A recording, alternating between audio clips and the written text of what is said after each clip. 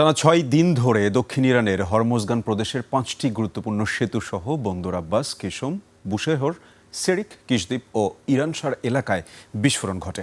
লক্ষ্যবস্তু করা হয় সেতু, রেললাইন ও অন্যান্য অবকাঠামো। জবাবে কুয়েত, বাহরাইন ও সিরিয়ায় মার্কিন সামরিক স্থাপনায় হামলার দাবি করেছে ইরান।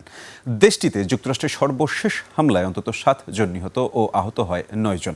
কাতারে ইরানি হামলা প্রতিহত করার সময় ক্ষেপণাস্ত্রের ধ্বংসাবশেষ পড়ে আহত হয়েছে একটি শিশু। বিস্তারিত নীলাদ্রি ফারহানা রিপোর্টে।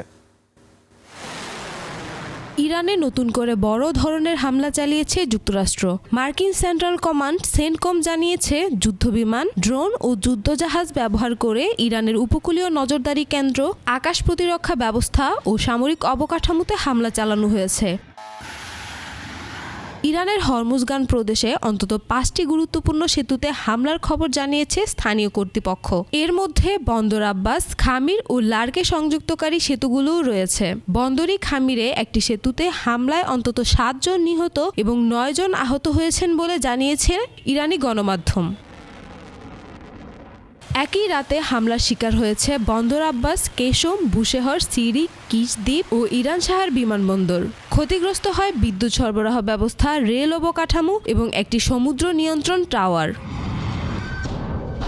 পাল্টা হামলায় ইরানের বিপ্লবী গার্ড বাহিনী আইআরজিসি, কুয়েত, বাহরাইন ও সিরিয়ায় মার্কিন সামরিক স্থাপনায় ড্রোন ও ক্ষেপণাস্ত্র হামলার দাবি করেছে। কাতার জানিয়েছে, আকাশ প্রতিরক্ষা ব্যবস্থা ইরানি হামলা প্রতিহত করতে সক্ষম হয়েছে। জর্ডানও 3টি ইরানি ক্ষেপণাস্ত্র ভূপাতিত করার দাবি করেছে।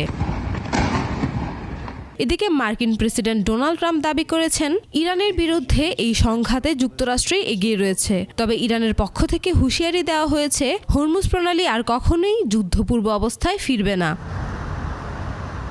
Niladri Farhana, desk report, 21 television.